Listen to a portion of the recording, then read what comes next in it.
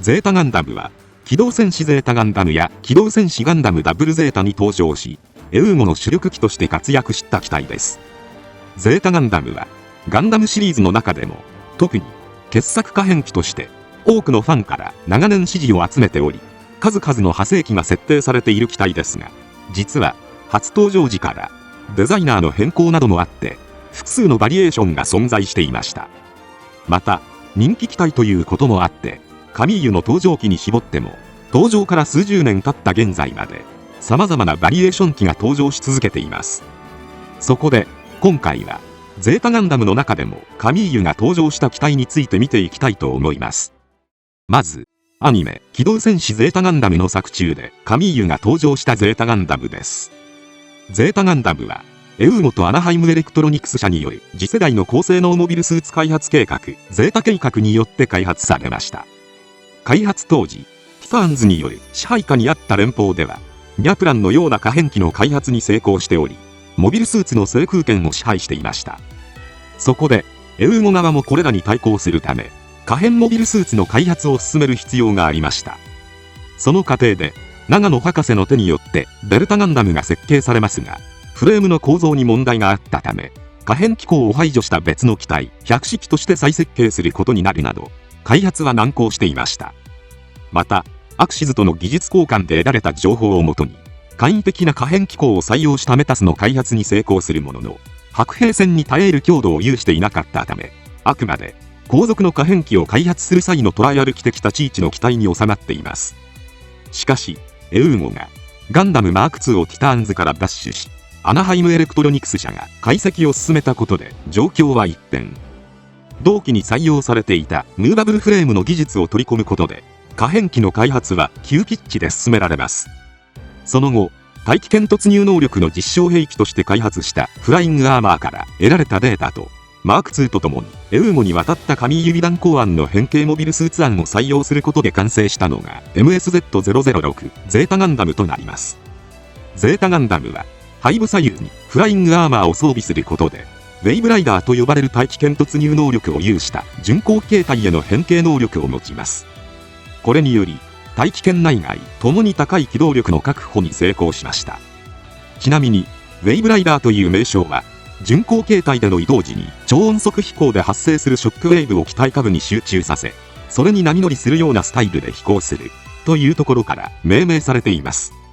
さらに背部中央にロングテールバーニアスタビライザーを搭載し、これをアンバック兼スラスターとして稼働させることでモビルスーツ形態においても当時のモビルスーツの中では抜きんでた機動力を獲得しました。装甲材にはガンダリウムガンマを採用している上に大気圏突入能力を獲得するため、シールドを含めた外装には徹底した耐熱処理が施されているので、複雑な可変機でありながら合成にも優れています。また背部にモビルスーツを乗せた状態でも大気圏突入は可能なので、フライトユニットとしての運用もできるようになっています。なお書籍機動戦士ゼータガンダム大全によると、ゼータガンダムのフレーム構造は堅牢で自由度が高い上コピーが容易なので、この時期に数多くのバリエーションを生み出す要因となっているとされていますが、一方でゼータガンダムの構造は複雑すぎて整備性が劣悪で量産には不向きとも言われ、漫画機動戦士ガンダムバルプルギスでは整備士から煙たがられる様子が描かれています。ガンプラで例えると、ゼータガンダムのフレームを構成するパーツの生産は楽にできるものの、完成した機体はユーザーの扱い方一つで簡単にふにゃふにゃになってしまうという感じでしょうか。さてモビルスーツとウェイブライダー形態どちらにおいても高性能な傑作機として完成したゼータガンダムですが、高い性能とは裏腹に操縦性に難がある機体ともなっています。パイロットの脳波制御で機体のコントロールを補助するバイオセンサーが導入されましたが、それでも乗り手を選ぶピーキーな機体となりました。とはいえ同時期のモビルスーツの中で抜きんでた完成度を誇っていたことには変わりはなく、むしろモビルスーツが大型化の一途をたどっていくこの時代において、軽量でありながら高出力ジェネレータを持つというバランスの良い機体として評価されています。そんな本機の武装としては、まずエネルギーパック方式を採用したビームライフルを装備。こちらはウェイブライダー時も機体上部に装着することで固定砲台として使用可能です。またライフルとしてだけでなく銃口からビーム刃を生成することでロングビームサーベルとしても使えます。両腕部には簡易的な追尾性能を有した2連装グレネードランチャーを装備。なお、こちらはオプションの増加カートリッジを取り付けることで装弾数を増やすことができますが、カートリッジ装着時はウェイブライダー形態への変形ができなくなります。また、実体弾としてはウェイブライダー形態時に機体の前面から発射できる小型ミサイルもあります。腰部スカートアーマーのホルダーにはゼータ専用として開発されたビームサーベルを装備。こちらもウェイブライダー形態時には固定型のビームガンとして利用できます。また、劇場版ではキュベレイのファンネル対策としてビームサーベルを投擲し、サーベルのビーム部分をライフルで撃ち抜くことでビームを拡散させるビームコンフューズを繰り出しています。シールドが左腕に装備。こちらは変形時にフライングサブユニットとして機能するため、耐弾性や耐熱性にも優れており、打突武器としても使えるほどの頑強さを誇ります。ただ、このシールドはウェイブライダー形態の要で、失うと変形ができなくなるという弱点も抱えています。また、オプション兵装として対艦攻撃用のハイパーメガランチャーが用意されています。ジェネレータ内蔵式でゼータガンダムからのエネルギーも併用できるので、連射性を高めることができます。なお、こちらも銃口からビーム刃を形成してロングビームサーベルとして使用することもできます。また、ウェイブライダー形態では機体下部に装着して使用可能で、推進機もあるので移動時にデッドウェイト化しないようになっています。このように傾向性、速射性、発射回数といった様々な点で優れた兵装になっています。劇中では21話から登場。ジェリド・メサとマウアー・ファラオがカルガブスレイに、マーク2では歯が立たず窮地に追い込まれたカミーユのもとにアポリー・ベイが操縦するゼータガンダムが駆けつけて登場しました。その後はカミーユの愛機としてグリプス戦役を戦い抜いていきます。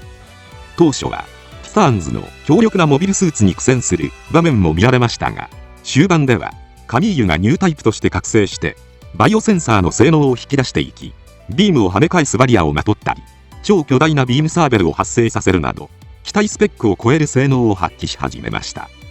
そしてグリプス2における最終決戦、アニメ版、劇場版では死者の思念を糧にしてシロッコのノルジオを金縛りにし、そのままウェイブライダー形態で突撃し撃破。俗称スイカバーと呼ばれる印象的な一撃を繰り出しました。このようにカミーユの愛機として活躍したゼータガンダムですが、小説版では藤田和美氏デザインのゼータガンダムが描かれています。こちらはアニメに登場しているゼータガンダムに近いものの、かなり攻めたデザインになっています。また、3巻裏表紙には長野守氏によるウェイブライダー形態が描かれており、モビルスーツ形態時のデザインも公開されています。こちらは側面に物合いが追加されており、5スターストーリー的な要素が感じられるのではないでしょうか。こうしてカミーユの愛機として活躍したゼータガンダムは、機動戦士ガンダムダブルゼータの作中でもジュドーアーシタやルールカなどをパイロットとして活躍していきました。第1次ネオジオン構想でモビルスーツが恐竜的進化を遂げていったことからパワー不足は否めませんでしたが、それでも持ち前の高い機動力を生かして最前線で活躍し続けています。特に最終決戦ではルーが登場し、アクシズにてクインマンサと交戦。オールレンジ攻撃と圧倒的な火力の前に機体は中破しますが、それでもビームライフルでクインマンサを撃破しています。その後ルーはジュドーと共にダブルゼータガンダムでアクシズから脱出したため、ゼータガンダムはアクシズ内に放棄されました。本機のその後に関してはアニメでは言及されていませんが、小説版逆襲のシャアなどでは連邦が回収し修復した後、ニュータイプによってその力を発揮されることを恐れた連邦上層部により、他のガンダムタイプとともに封印処置を施されたとされています。そしてシャアの反乱時にはロンドベルがゼータの使用を上層部に申請するものの、封印した上層部自体がゼータの所在を忘れていたことで却下されていました。また書籍ガンダムウェポンズゼータガンダム内で描かれている近藤和久氏のイラストフライング51年ぶりの飛翔では、グリプス戦役においてエウーゴが使用したゼータガンダムは戦後に地球連邦軍が回収し、調査後に処分スクラップにされ、51年の時を経てサイド7一番地コロニーのスクラップ置き場で発見されています。このようにカミーユが登場したゼータガンダムは、アニメ、劇場版、小説などで活躍の内容は異なるものの、どの媒体でも、特に大きな改修はされずに戦い抜きました。しかし、媒体によっては、グリプス戦役を舞台に、いくつかのカミーユ登場機が登場しています。まず、ゼータガンダム、ウェイブシューター装備型です。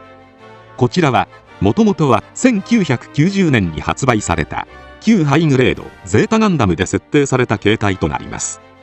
この形態が設定された頃、当時の技術では144分の1スケールでゼータを設定通り変形させるのは難しかったため、144分の1ゼータプラスの変形を参考にして誕生したという背景のいわゆる妥協的な形態でした。ゼータガンダムのフライングアーマーは状況に応じての交換が可能とされており、ウィングバインダー形式の可変翼と形状の異なるシールドを持つのが特徴です。変形時の形状から大気圏突入能力はありませんが、大気圏内の飛行性能が向上しており、宇宙空間ではアンバックシステムとしても活用できます。ウェイブシューター装備型は結局採用はされなかったものの、後にゼータプラスを設計する際にその思想が反映されたという設定で、モビルスーツバリエーション的なポジションの形態でしたが、漫画版ゼータガンダムリファインでは本形態がゼータの基本形態として設定され、初登場から本形態での活躍がメインに描かれています。デザイン面でも胸部や腰部アーマーなどのデザインが変更されています。本作では香港シティにおけるサイコガンダムとの戦いで登場。プーを救うため、カミーユはサイコガンダムの登場者の意識をコントロールするシステムを破壊しようとするも、ガンダムマーク2は撃墜されてしまいました。そこへポッドで脱出したカミーユの前に、スミレ本郷が輸送してきたゼータガンダムが現れます。空中を高速で動いている中にもかかわらず、カミーユはゼータガンダムへ飛び移って空中受領。サイコガンダムの暴走を阻止することに成功しました。次に、ゼータガンダム前期型、中期型、後期型についてです。こちらは書籍マスターアーカイブゼータガンダムで設定された形態です。ゼータガンダムはロールアウト時には第3世代モビルスーツとして抜きんでた性能を持っていましたが、この時代はモビルスーツの進歩が目覚ましかったこともあり、次々にゼータをしのぐモビルスーツが登場しました。そんな激動の時代に対応できるよう、ゼータガンダムはグリプス戦役から第一次ネオジオン構想を戦い抜く中で、実は何度かアップデートが施されていたという設定です。まず前期型についてです。こちらは0087 月以降、カミーユがゼータを受領してからダカール演説の頃まで運用していた際の仕様となります。なお、同書籍では11月に前期型ウェイブシューター装備が記述されているので、キリマンジャロ基地攻略戦あたりでカミーユはこの装備を使用していたということになります。続いてゼータガンダム中期型についてです。こちらは0087 12月から0088 2月頃まで、つまり毒ガス攻撃21番地事件の頃からグリプス戦役が終結してハマーン戦争の初期の頃までの仕様となります。カミーユが宇宙へ戻った後、アップデートパッケージに換装された形態です。前期型と中期型の設定画を並べてみると、各部の青色が若干紫がかった配色に変更されている以外、あまり変更がないようにも見えます。そんな中期型では、フライングアーマーが FXA01B と呼ばれる改良型に変更されたほか、各部スラスター形状の変更、フロントアーマー内のプロペラント容量の増加など、内部に改良が施されました。そして、ゼータガンダム後期型についてです。第一次ネオジオン戦争初期、アーガナは、エウーゴ本部からの支援をほとんど受けられない状態でしたが、0088 3月、シャングリラに寄港した頃に改修を行ったのが、この後期型と呼ばれる仕様で、クインマンサ戦まで戦い抜いた最終仕様となります。フライングアーマーを FXA01C 型と呼ばれるさらなる改良型に変更したほか、スラスター出力やジェネレーターの換装などの内部パーツを強化。また、胸部の外装や腕部のフレームをゼータプラスの仕様のものに変更。そして、フロントアーマーが大型になり、脚部にウェポンラッチが増設されています。元はガンダムダブルゼータに登場したゼータガンダムなので、見た目だけでは何が変わったのか分かりにくい形態ですが、後期型に近いデザインのものとして、後にハイグレードゼータガンダム UC0088 が立体化されています。次に、フルアーマー陸戦型ゼータガンダムについてです。こちらは漫画機動戦士ゼータガンダムリファインに登場しました。本作ではウェイブシューター仕様のゼータガンダムで地上戦を戦いますが、そこにキリマンジャロ基地攻略のため換装を行ったのがこのフルアーマー形態です。対サイコガンダム戦を想定して肩には実体弾のミサイルランチャーを装備、膝部にはサブアームとサーベルを追加、さらに全身に追加装甲を装着し、胸部にはアイフィールド発生器を装備しています。ただアイフィールドに関しては出力が不安定となっており、3回しか使用できません。また火力防御性能ともに大幅に向上したものの、増加装甲が干渉するためウェイブシューター形態への変形はできなくなりました。そのためカミーユからそれって本当に強化なんですかと苦言を呈されています。作中では本機に登場してアニメ通りの展開が進み、サイコガンダムに攻撃を仕掛ける様子が描かれています。戦いの後はフォウがまだ生きていたためフルアーマーをパージしてウェイブシューター形態に変形。ウェイブシューター形態で空中戦をこなして帰還しました。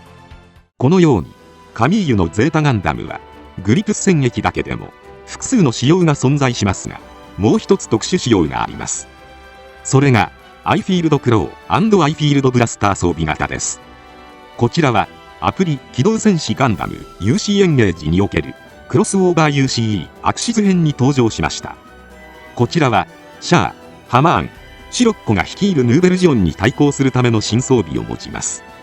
右腕にアイフィールドクロー&アイフィールドブラスター、左腕にはシールドの代わりにウェイブライダー形態時に機種となるビームライフル内蔵型実体剣を装備しており、ゼータガンダムの機動性と運動性能を生かしたショートレンジにより特化した仕様となっています。作中では戦後エウーゴが連邦に編入された後に軍から離れていたものの、ブライトからの呼びかけに応じてロンドベルへと加入したカミーユが登場しました。アルパージール、ヤクト動画、ゲーマルクによるオールレンジ攻撃を見事に回避し、最新鋭機にも劣らない高い機動性と運動性能を披露。あくまで元のゼータガンダムに新規武装を追加しただけなので機動力は損なわれていないようです。最終決戦ではシャアのサザビーやシロッコのジオと激闘を繰り広げています。ということで以上、ゼータガンダムカミーユ機の系譜でした。アニメではカミーユが登場して以降、ガンダムダブルゼータへと時代が変わっても一貫したデザインだったゼータガンダムですが、細かい設定が肉付けされたことで最新の漫画ゼータガンダムリファインではそれらを生かした演出がされているように感じられます。